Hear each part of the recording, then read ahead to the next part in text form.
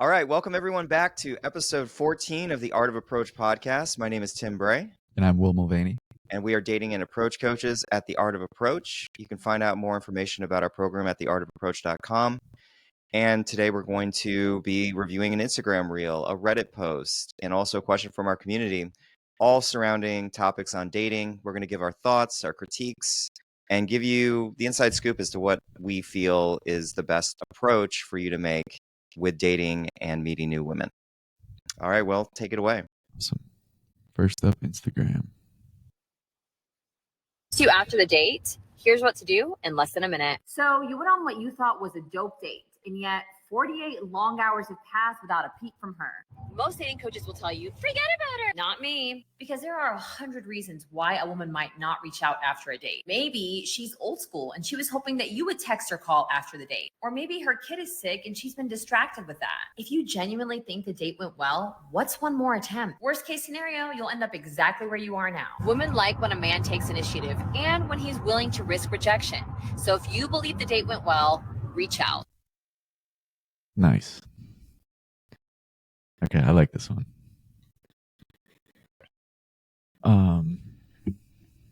What do you like about it? I think the one thing that really stuck out is where she was like, what's the worst thing that can happen? You'll end up exactly where you are right now. Mm-hmm. And that's the thing is like with all of this, with like approaching, it's like if you approach her and you get rejected, guess what? It's the same as if you just didn't approach her. Absolutely. So the worst case in almost all these scenarios is that you don't do it, that you don't try, that you don't go for what you want. That is the worst case scenario. For sure. But there are, there's some limitations around this topic too, though, because if somebody goes into it thinking that they are just going to do what they want, then they may overtext, right? So it's important to understand that while what she's saying is true, but there shouldn't be more than one of your texts showing up in a consecutive order on her phone. But then what's the reason for overtexting? That's true. Maybe there's something deeper that you got to figure out. Like, why are you needing this person to respond to you? Right. Exactly. It's it's dependent upon where your mindset is. If your mindset is in a place where it's like, I had an incredible time with this woman.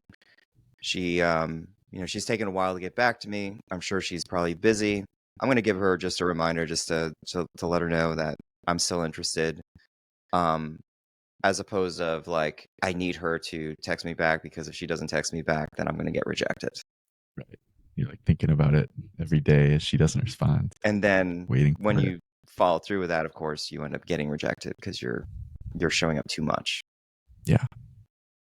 Yeah, I think in general, just like have other things in your life that you're excited about. So you're not placing everything on this one girl early on in the dating process. Yeah. Expand your field, get more dates. You won't have to be concerned about that sort of neediness factor. Mm-hmm. And then develop your self-worth too. Mm-hmm. Because like getting more dates is great, but that's also just filling the same hole with the same the same thing. And it doesn't really solve the problem, which is probably some type of deeper purpose in life or something that you're missing. Right. That you want to figure out. Yeah. I mean, the real mindset should be, I'm interviewing this woman. I want to see what she's made of. I want to see what she's all about.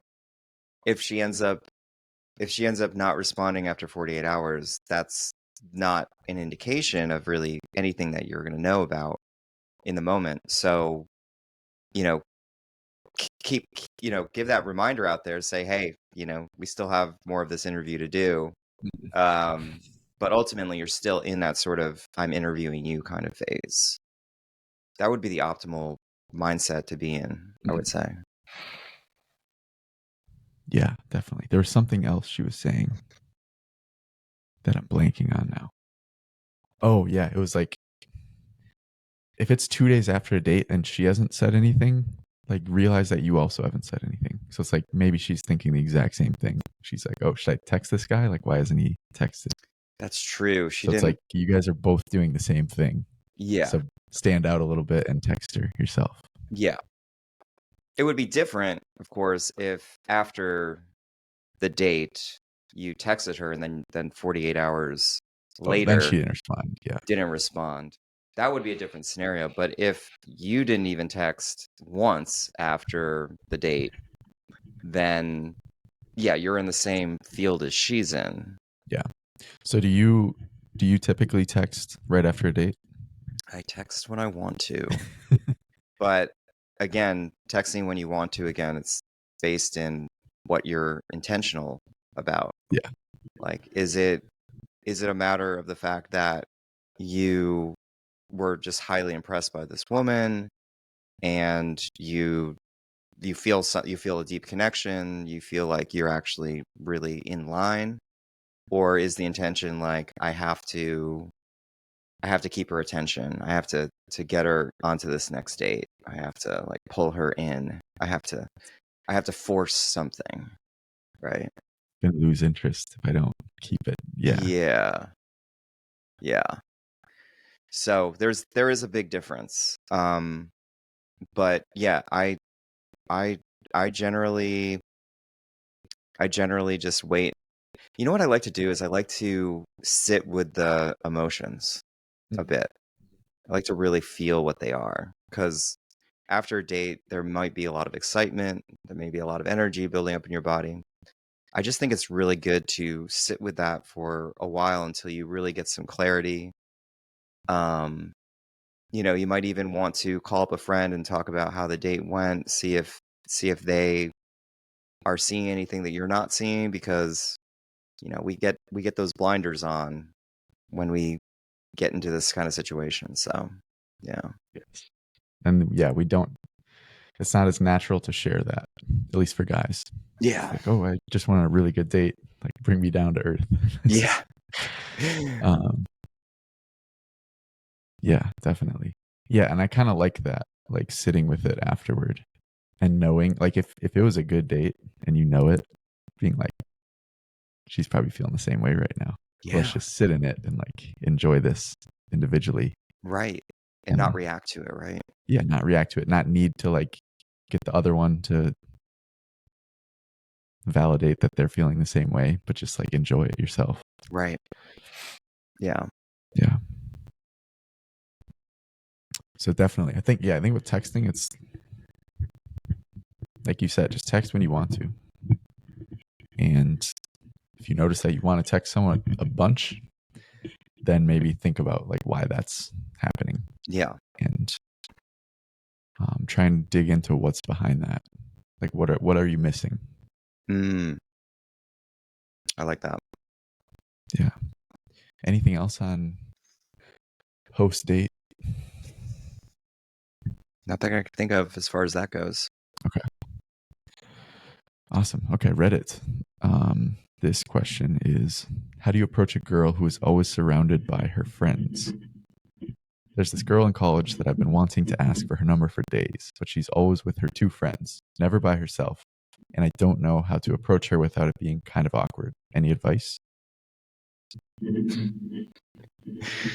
Yeah. Make friends with them, go up and introduce yourself to the group, right? I mean, it's pretty obvious standing out to you. Just do it. Do the thing, right? Yeah. Like, yes, be friends, but like fucking do the thing. Go tell her. Yeah. Go tell her that you're interested and you want to take her out. Sure. And I mean, I would I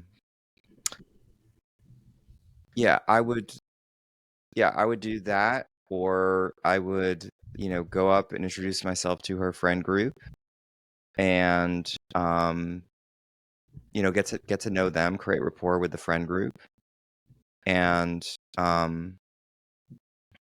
so yeah, you could either do the direct, or honestly in some situations you can go up and make friends with the group and then mention that to her later. If you don't feel like you have the guts to go up there and just directly identify her, you could make friends with the group, ask if they're up to anything, and then when you're talking to her directly, you could end up, mentioning that I did come up to meet you Right. all because I was actually really interested in you. Could What do do it you that think? way. What would you do? Because what I'm thinking is like maybe talk to the group for a little bit and I'd be like, hey guys, just so you know, like the reason I came up is I thought your friend Yep. was beautiful. And Yep. I would probably just directly mention it. Like as soon as I went up there, I'd probably say something like, "Hey everyone, how y'all doing? My name is Tim. I had to come over talk to y'all, and especially because I find your friend really beautiful. I just wanted to say hi to her too, something like that." Yeah. yeah, it's good. But I mean, you could also, in some of the more recent approaches that I've done, I've just gone directly and just mentioned it to that one woman without engaging the friends too. And I think that's completely fine too. Yeah, that's typically what I'll do. I'll like go talk directly to her. And I think I've found that I'm better at talking one-on-one with people instead of talking to groups. Yeah, me too. And so my hack around it when I'm talking to a group is I try and like focus on one person as I'm talking. Mm-hmm. So I'll talk directly to her, tell her why I'm there, and then I'll like introduce myself to each friend individually. I like that better actually. So you're not at all, because it's very weird when you're like don't acknowledge everyone else. Yeah. Where you just talk to the one person as if she's alone when it's like, hey, I'm with all my friends right now. Like this is weird that you're not saying anything to them. Yeah. I just had to interrupt y'all. Your friend, you are beautiful. And I had to come up and say that, and then you can create the rapport after that. I like that approach better. Yeah. And if you have genuine intentions, like her friends will love it. Yeah. It's always good in my experience. Mm-hmm. Like if you come up and compliment her, they're always like, yeah, isn't she? She is gorgeous. Exactly. Like, yeah. Exactly. Yeah. And there may be one friend in that group that might like challenge you a little bit. But if you go in there with clear intentions, it's like, what is there to challenge? I found your friend beautiful. What do you want? What do you want from me? I had to come up and tell her, what do you want from me?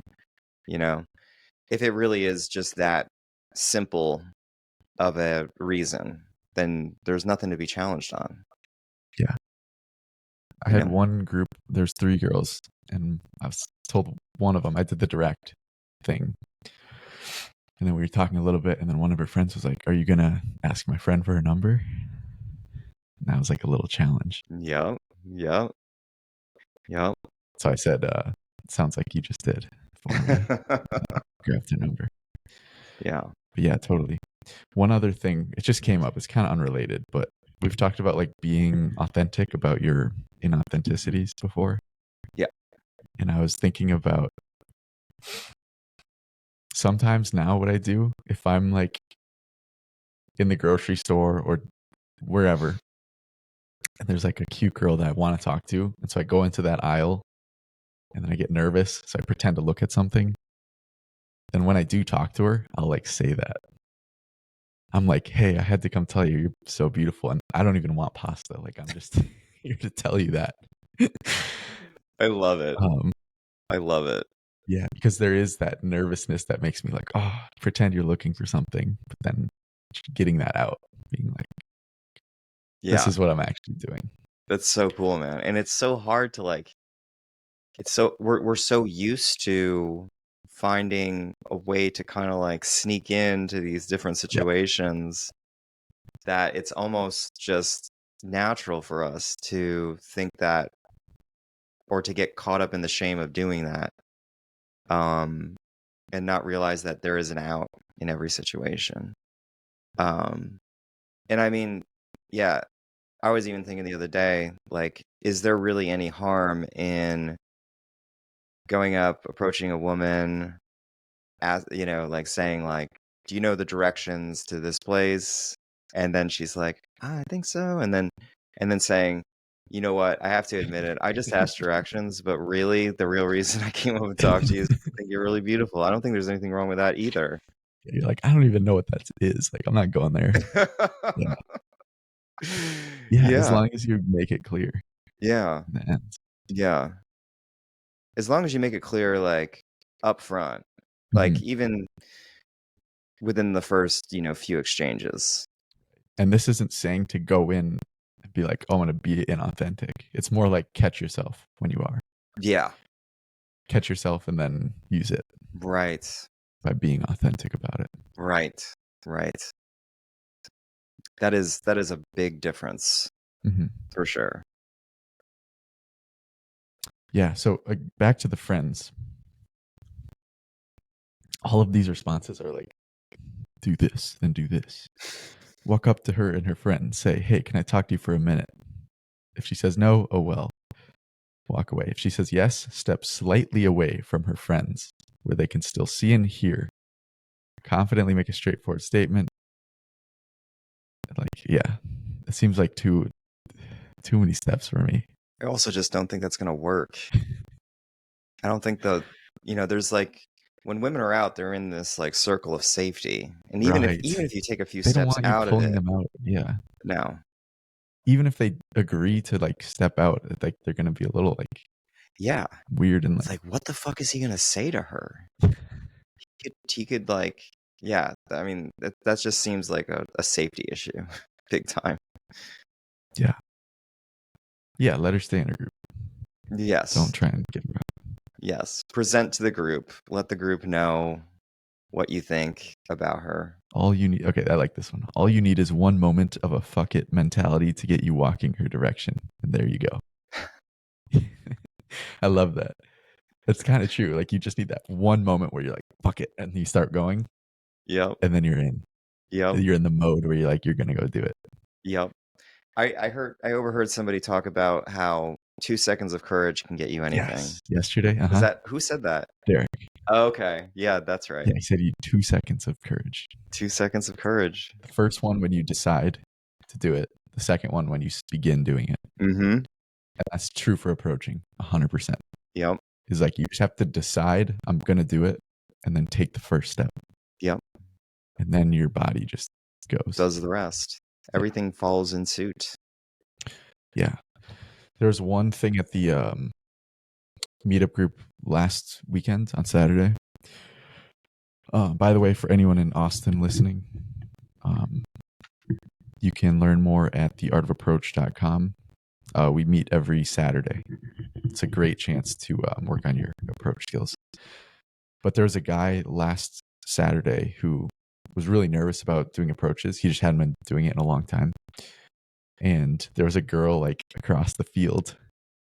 And he was so nervous because he felt like he had to start. He was like, okay, there's two options. I can either walk directly up to her, but it's like far. So she'll see me coming like a mile away. Or I can like walk, not directly up to her and then like kind of curve in and like come in at the last moment. And I was like, dude, you have to go direct. Like you're coming from here, you're going straight to her. But it was something about like taking the first step and being locked in to like, I have to approach her now because she's going to see me from this far away. There's no out. Yeah. I mean, even with that line of thinking, like, who is to say that she's going to think that you're going up and talking to her? Even if you were walking towards her. You could just be walking at a diagonal. Yeah. Like the fact that he presumes that is really funny, off the bat. But that's the stuff we do. Yeah, but once you get moving, there's nothing that's going to stop you. No, and you're doing it. Yeah, definitely. So, yeah, group approaches, very fun. Group approaches are great, and there's just so much advantage in going up to a group of women and pointing out the lady that you like and proclaiming to the group that you're into her.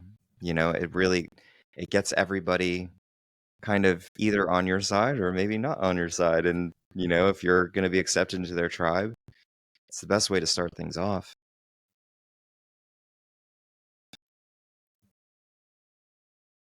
Okay. The community question today comes from me, and it is how to avoid approach burnout. So when you're doing a lot of approaching,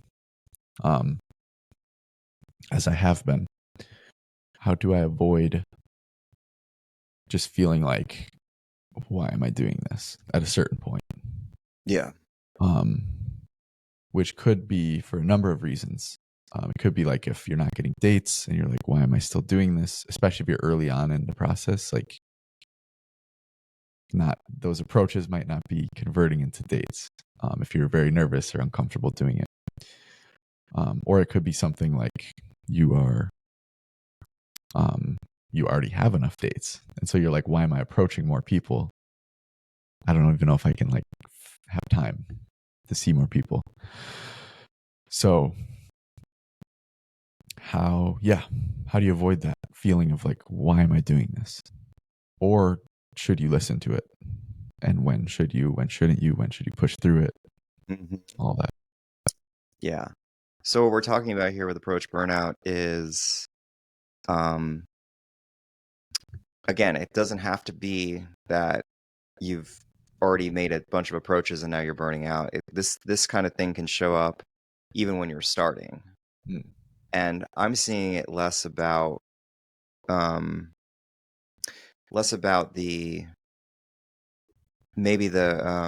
rejections. I'm seeing it less about that, and I'm seeing it more about your level of pickiness, I think. Mm-hmm. And the pickiness comes in when you first start.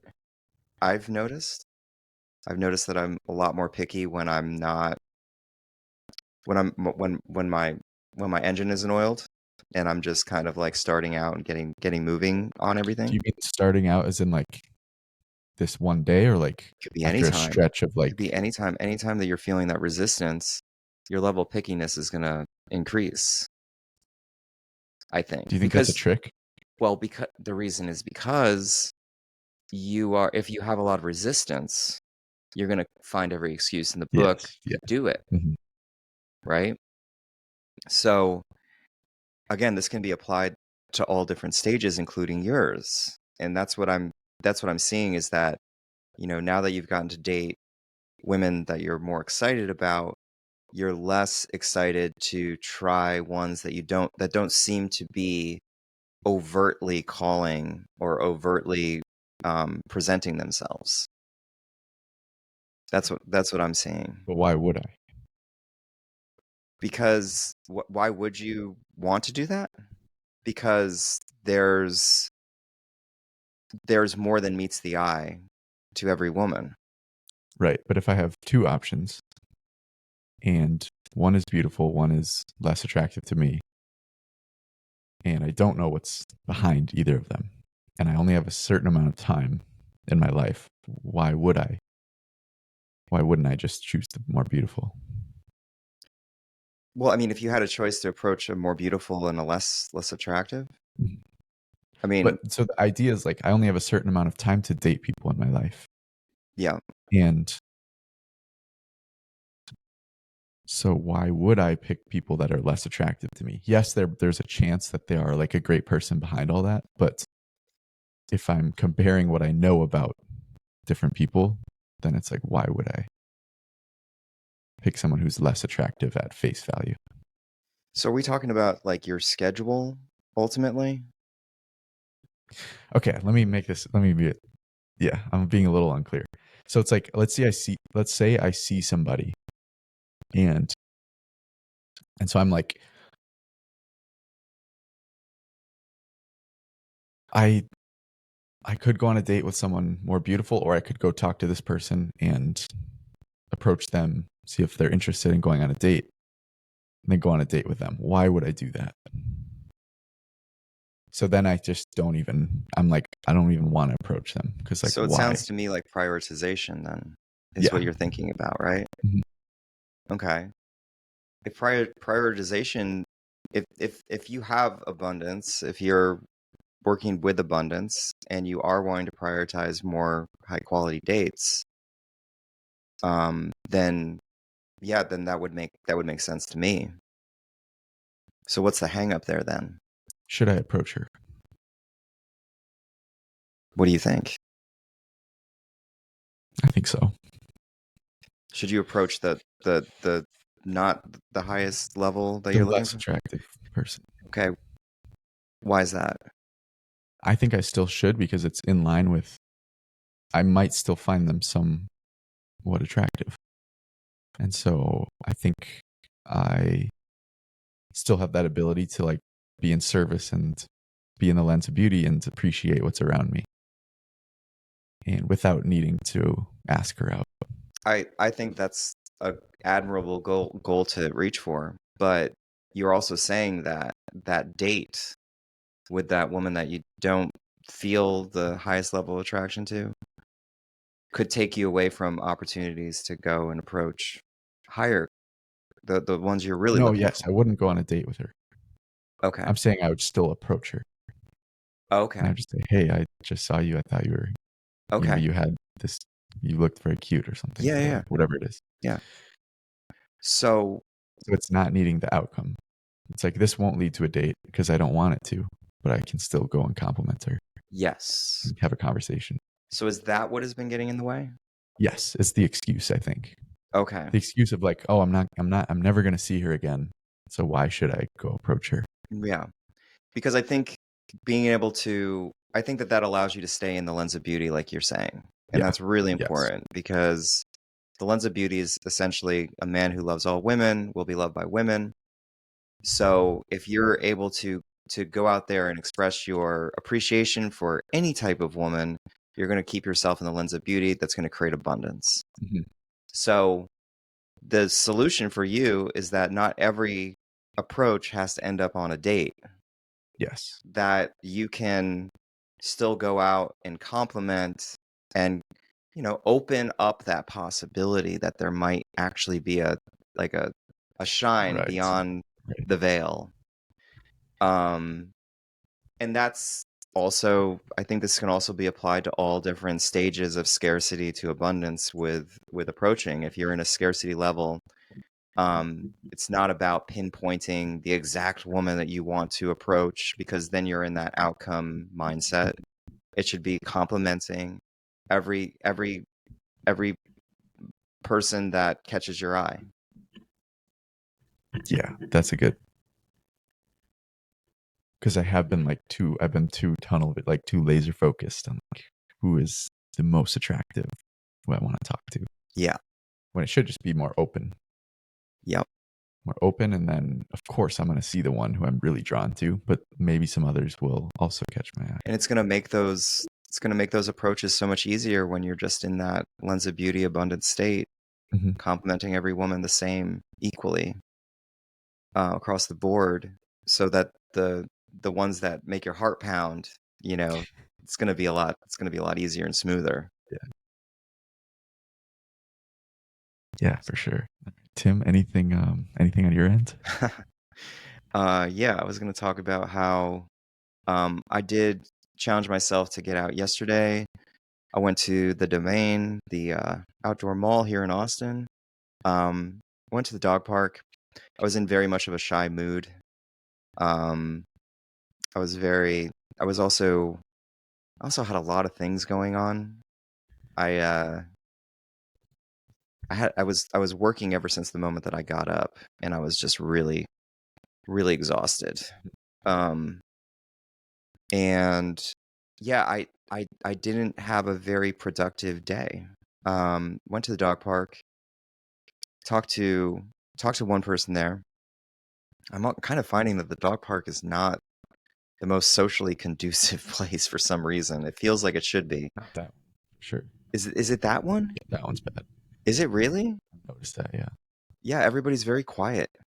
And I it think it's doesn't because it's a lot of people that live there that are just coming down to like basically like, okay, go Yeah. to the bathroom Yeah. while they sit and wait to go back. So you've been to another dog park where people are? Oh yeah, like all the other dog parks are great. Okay. Um, Because I like the one down in Auditorium Shores. yeah, People are Auditorium always really friendly Shores, down there. Zilker's always really good. Okay. Dude, once we got to start going to Zilker in the mornings on like the weekends. That's when it's really great to meet Really? people. Yeah, because there's one area where like all the dogs and the dog people go, and there'll be like 50 to 100 dogs, Whoa. and everyone's just like hanging around talking. Whoa. Cool. Okay. So it'll be good for our listeners to hear that, you know, no matter where you live in the country, some dog parks might suck and some dog parks might be better. So don't judge dog parks by one instance, I think is really what the message here is. Definitely. It's too bad because that dog park is very close to me. But anywho, I talked to one guy for a little bit. That my dog was bugging his dog, so I talked to him a little bit. And then I decided to challenge myself with walking around. There weren't that many people around, and I found myself getting in the mindset of like, there's nobody here, so I'm not going to challenge myself. Mhm. You know? And then as soon as I did decide that, I decided I was going to walk straight to the Apple store and turn around. As soon as I did that, there were two cute girls over there, and I'd already made my mind up that I wasn't going that I was just going to turn around, and I totally fucking missed out on an opportunity. But it was an educational moment, I guess. But it really made me understand the difference, because I've been going out and approaching with Will and Avi, and there is a huge difference in approaching with other people. There's a huge difference just having somebody around. So, in our program, we offer in-field coaching, meaning that we are with you the entire time that you're going out making these approaches. If you can't do that, though, get a friend, hire a friend to go out with you, buy them lunch, just get them to hang out with you while you just practice this stuff, because it really makes a huge difference. Mhm. Huge difference being with somebody. If you can find a friend who's also interested in doing it themselves, that's helpful. Ideal. And another way you could do it is go on Bumble BFF and find single guys that you sync with on there, and have them set up a time for them to meet you out, and do that stuff with you. Mhm. Because most of those guys on Bumble BFF are single. Yeah. Do you think? I think so. I think the majority of them are.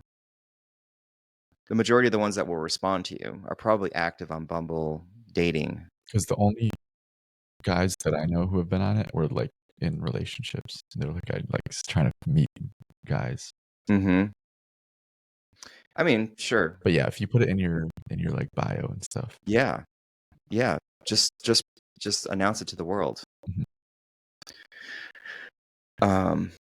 But yeah, I'm excited about the next one, the next opportunity I get to go out with you guys. Yeah. That's gonna really, really help. And I also, strangely enough, I don't know why this is, but get me on camera and I'll be even more willing to do it for some reason. You're a star. I don't know why that motivates me so much, but it does. So do you feel like when you had that moment where you decided like, I'm not gonna do anymore, you kind of like shut off the lens of beauty? Is that what it was? Yeah. I mean, I don't think I was in it. I don't even think I thought to do it at the beginning. And it's because it really is something that you have to like make a ceremony of, to some degree, like before you go out, do some breath work, get in the lens of beauty, just notice what you're going to be doing. I didn't do any of that, just because I just gotten off a sales call, and I was thinking about that the entire time that I was going out to the dog park. So probably would have really helped to get into that mode for me. Yeah, that's a hard one to remember. Yeah. Just like get in the lens of beauty. Yeah. Yeah. For sure. Yeah. What about you, Will? What's going on in your world? One thing I've been thinking about lately is in life in general and in dating is having like a vision, having a idea of where I'm going. Because I have not had that in the past. And so I'm trying to think about where I want to go with my dating life. Like what's a good working state to be in? Because I've been using approaching and dating to learn more about myself, to grow. And it's been great for that. But at a certain point, then I'm like, I'm still doing the thing, but I don't know if I'm going anywhere. I don't know where I'm going. I'm just like going. Mm-hmm. So I've been trying to, I need to put aside time. I need to put aside like an hour of just like me with a pencil and paper and nothing else. And be like, what do I want my dating life to look like? And then go from there. I think what it really is, though, is what do you want your ideal partner to look like? Well, it's a mix. So there's the one thing, which is I know my end goal, which is like marriage, children, all that. But then I'm like, well, what's the in between? There's no stepping stone to get there. I'm just like, oh, if I keep approaching and I keep dating, then I'll just end up there. But I feel like I have to figure out what to look forward to in the meantime.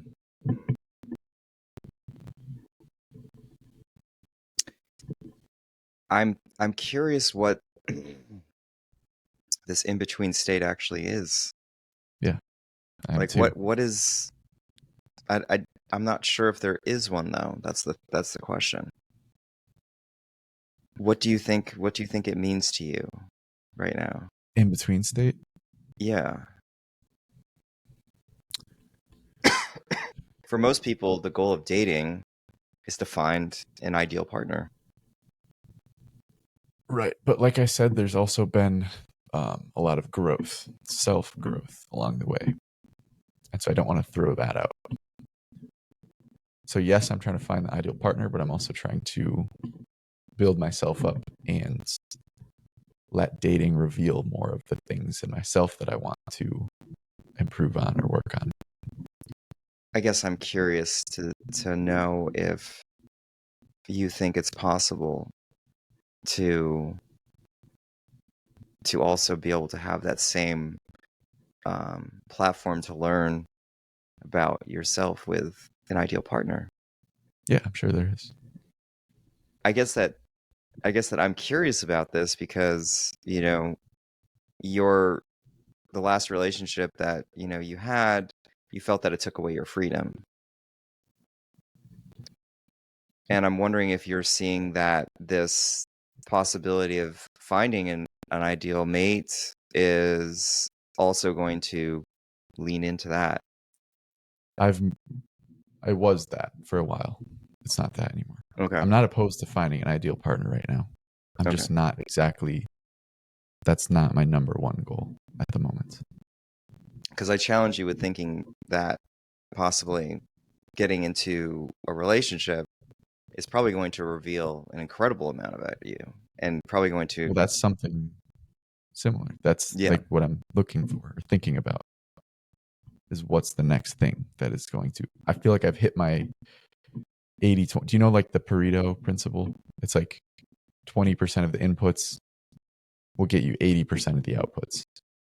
So I feel like with approaching, I've already hit by far my 80% level, where like the more I do, I'm getting less results in terms of myself, in terms of like learning about myself. But I feel like there's untapped areas, and maybe it is like a relationship where I could learn a lot more about myself, or it's more serious dating. But that's what I'm talking about. That's the in between. Okay. that I'm talking about is what does that look like? Have you identified? So I guess maybe thinking about identifying those areas Yeah. that you're talking about. What are those areas? Where do you still not feel fully authentic and fully confident? And then maybe that's the goals that you need to be aiming for there. How to be fully authentic in every situation. Yeah. What are the ones where I'm not? Yeah. Does that seem like it's hitting home there? Yeah. Do you feel like you have areas where you're not authentic? Sure. One that stands out to me is like family life, like my parents. Yeah. I feel like I'm not. That's the burning one, right? Yeah. Areas in life that I'm not being authentic. Or like I situations where you go in and you like realize I'm not myself here. I would say that right now because I'm still like ramping up to approaches. I would say that there's definitely moments there where I'm not feeling authentic. Mm-hmm. And I would also say that there's a couple of friendships that I have that are not really fitting in. But apart from that, I feel like pretty much I've taken a long journey, everyone, to iron out all of the areas that I've been avoiding in life, just by being on this coaching journey. So I've gotten most of those things ironed out. I've expressed to my family, I've expressed to my friends all of the times I've been being inauthentic. And the way you become authentic is by expressing your inauthenticity. So I would say that right now it really comes down to me being authentic in every approach, and also possibly being authentic with some of the problems that I've been having with just a couple of friends. But that's pretty much about it. It's pretty good. Yeah. So you know where to go. You know your next steps. Yeah. Nice. Also, for a while, I've been being inauthentic with money. I've recently made some big strides on that. That's been my most recent challenge, is getting every bit of my finances in order. Yeah. Yeah, I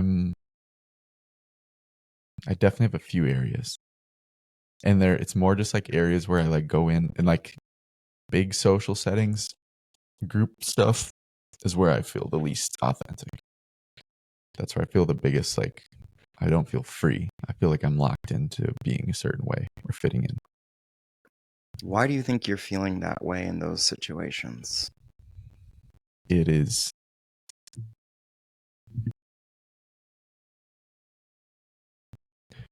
I don't really know. It's kind of like a default mode. I've realized like it's a mode that just sets in without me realizing it. So it's not like me consciously deciding like, oh, I gotta fit in. It's just like, this is the way and it's like a feeling of like compression. Like, explore that a little bit more though. What do you think? So let's just picture yourself in a group setting and picture the way that you end up going into your own. Why do you think that is happening?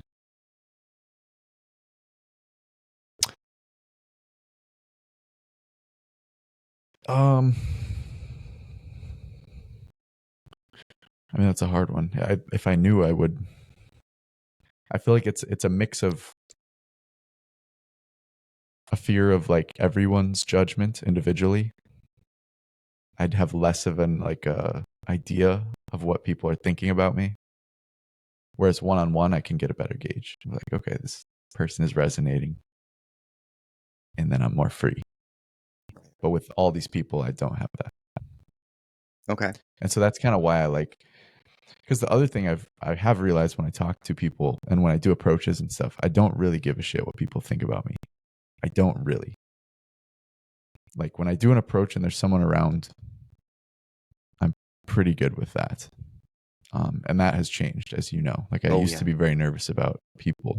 That was one of your first ones. Hearing what I have to say. The first big ones, right? Yeah. Yeah. So I don't really care about that. Like I'm good with me.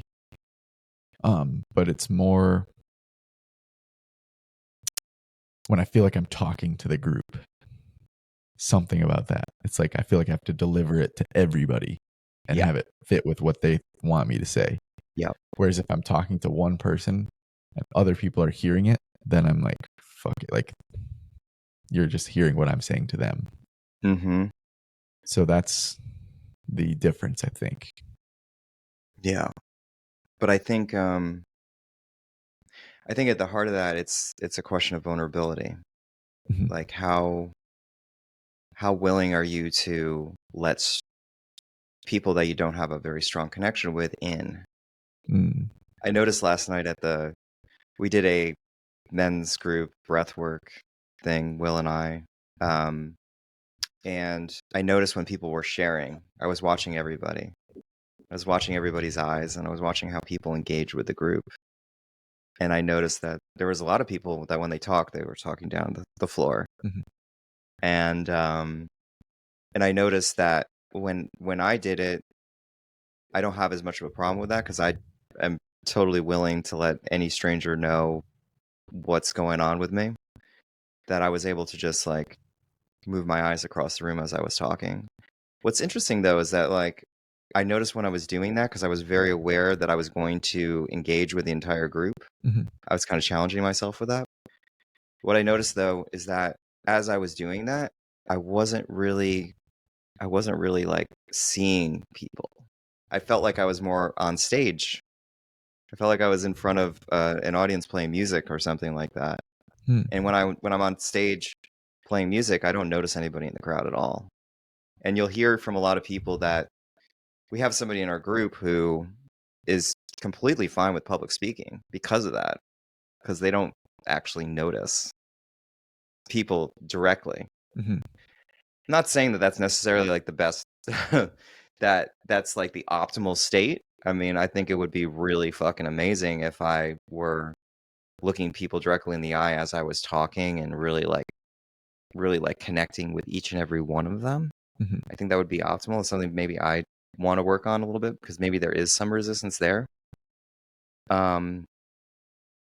But I would also say for myself, my resistance to group to conversations in groups is that I don't like it. I just don't like it because the conversation is usually so like surface level Does it and have I to be? never feel engaged. Does it have to be surface level? It doesn't have to be. But when you're with a group of people that where the conversation is surface level, it's something I just really don't like. I had a proud moment where I was in a conversation like that. It was this group walk that I do on Saturdays, and we always get tacos after. And there was this group, and they were just talking about stuff I was not. It was like Lord of the Rings. I was like, I'm not gonna get into this. I'm not interested at all. And so I left the table. I went and sat with other people. So I'm curious what you think about that. It's like maybe if you're in those groups, that's just not a group that you vibe with or at that moment. Yeah, I thought you were actually going to go in a different direction, and I thought What were you you were going to thinking? actually correct me on not being cause in the matter in these group situations. Mm, Because I just said blanket statement like I don't like group conversations because they talk about shallow shit. Well, why don't you be cause in the matter, talk bring up about something deep. something that is palpable that we can all discuss, something that interests you instead of sitting over here thinking that they control the mic. If you're in the group Yes. situation, step up and Yeah. And that's I mean, it's kind of similar. Like I left to go talk to people who I felt like I would have a deeper conversation with, but I could have done something similar, which is like, but they were really into it. They were into the Lord of the Rings stuff, and I was like, I'm not going to try and interrupt this. Sure. I don't want to talk about it. Sure. Yeah, no, I think the way you handled it was amazing. And we always assume like, oh, it's so rude to leave, but it's like, do you think they want you to stand there and just not talk and like Right. be awkward standing there? Yeah. Like, they would rather you just do what you want to do. 100%. It's not helping them out by you being nice. Yeah. I think there's a lot there to uncover and discover in group dynamics, especially for people that do prefer one-on-ones. I think ultimately following with your desires, not giving up complete control to the group by just letting them yammer on, like step in if there's an opportunity, if they're not too engrossed in the conversation, of course, because that conversation has its own life force. But if there is room for it, interject something that you think is interesting, interject something as a topic of conversation that you would like to engage in with the group. But if you're not feeling it, ultimately, yeah, just, bounce. I mean, I guess I'm thinking of a recent situation where I was out with a friend and I don't really connect with his friends all that much. And whenever I get around his friends, I don't really want to talk to them. So the last time I was out, I ended up leaving because I just didn't want to do it. Yeah. You sleep. Yeah. Yeah. That's good. I need to practice my leaving skills. Like just leaving. It sounds so silly, but that's one thing where I'm super inauthentic is I'll fucking hang around and I don't know why. I'm in a similar space too. I know what you're talking about. For some reason you feel that if you leave, then you're somehow like rejecting them or something like that. I know exactly what that is. Yeah. Yeah. Yeah, I don't know. Because it's like you should just leave. It makes way more sense. If you're not interested in what's going on, you don't want to be there any longer. I think I oftentimes stick around because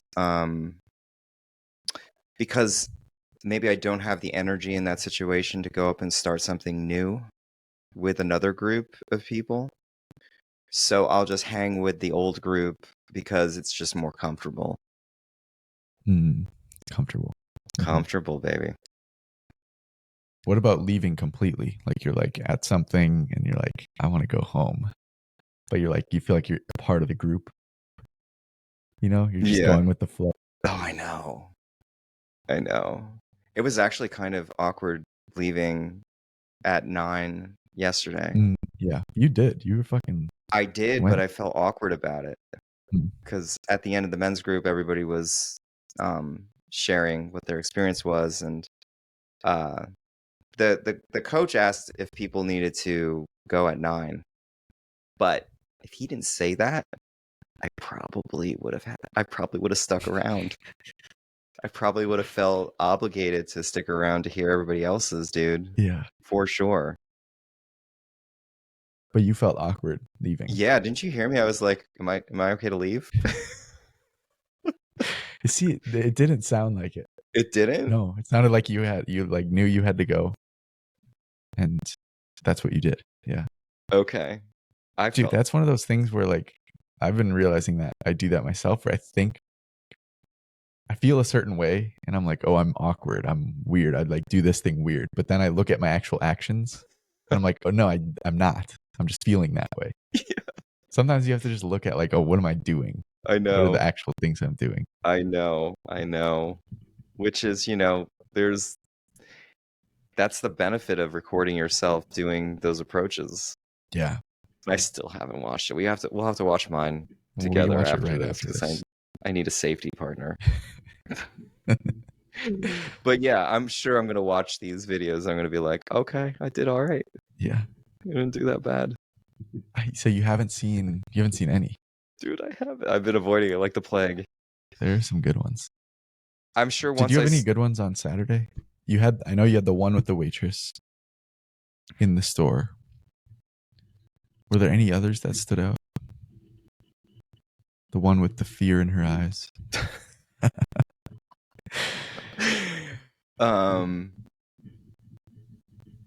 I mean, all the interactions I had were positive for the most part, except for the fear in the eyes, and that's all because I didn't do that right.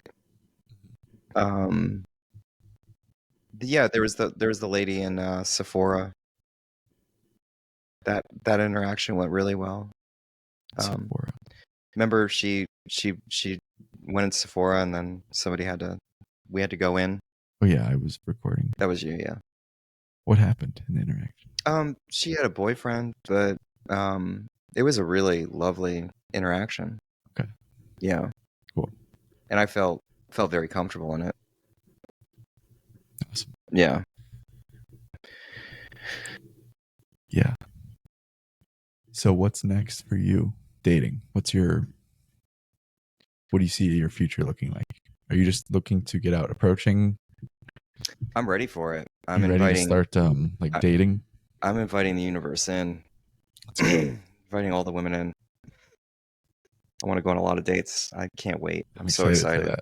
Excited for you too. I love dating. It's just so much fun for me. Yeah. Yeah. I got to talk to you. I would love some ideas for like fun, like second, third dates. Austin Aquarium, baby. I was thinking of that. That place is the money.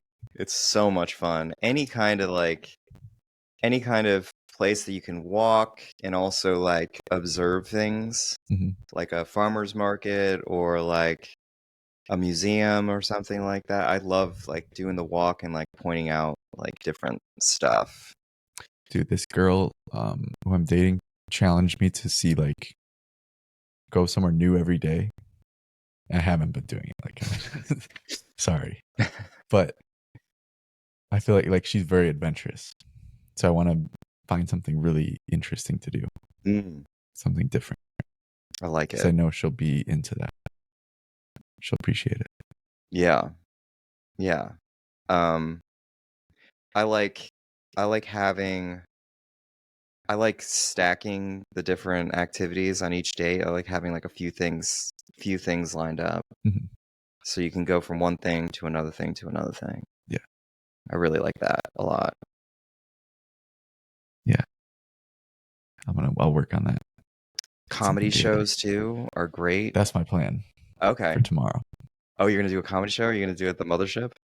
No, I'm doing this. I just found one. It's not at a comedy place. It's at like a pop-up where they just like have a show there. Okay. Yeah. Okay. The mothership is so hard to get tickets. Is it really? Yeah. Yeah. I haven't tried in a long time. Yeah. I guess I haven't either. But the last time I did try, it was like all sold out. Yeah. Yeah. Yeah, man. It doesn't really matter. It doesn't really matter how incredibly exciting each activity is, as long as you have multiple different activities. You know? I remember I took my last girlfriend on a date to do this light, I don't know if you call it therapy, but it's like there's this light that blinks like a strobe light, and you shut your eyes and you see all these like crazy patterns. And I looked up the name of that device in Austin, and there was somebody that has it that like rents it out for like a little bit, and we ended up going to do that. We took like a little bit of mushrooms beforehand, and she fucking loved it. Ooh, yeah. Yeah. So I mean, just get creative. Do stuff that you want to do. I also took her on a date to the float tanks. She had never done that before. You know, that was something I really enjoyed. I feel like that's like past like third date. Like that's like later on. Yeah, right? Yeah. When you're spending that kind of money, for sure. Yeah. And when it's like, yeah, I don't know. But that is a good idea. Very good idea. Just do the stuff that you find to be incredibly interesting, that you want to do. Yeah. Yeah. Avi sent me a video a while ago, and it was about like, it was some dating advice. And she was a dating coach, and she was saying like, invite her into your world. So it's like, find the shit that you want to do and then bring her along. Yep. And then you're going to be like the fun, exciting guy because you're excited about these things that you actually want to do. So that's good for like comedy shows for me. Is like, that's very authentic because I love comedy. I love stand-up comedy. So it's fits in. I took a date on a lot of my dates. This is the stuff I like to do though. So at the same time, when I'm taking these women on these experiences, I'm doing it a lot for me. So I took a date with a woman to Six Flags. We went down to San Antonio the Six Flags because I wanted to go and I wanted to share that experience with her. Like that's what I wanted, you know? I don't know how you are, but I'm like the type who like I don't do shit for myself. Like I won't do it. But then if I have someone, then I'm like, oh, now I'll Yeah, I'm actually very end up doing similar something that I want to do. I'm very similar as well, and you know, that's probably, I mean, there's probably going to be people that are going to tell you need to just do those things for yourself without the partner, for sure. But if you have the partner, then why not Yeah, do it with them? I know. Yeah, Cool. Anything else? I don't think so. I think we're good. Wrap it up.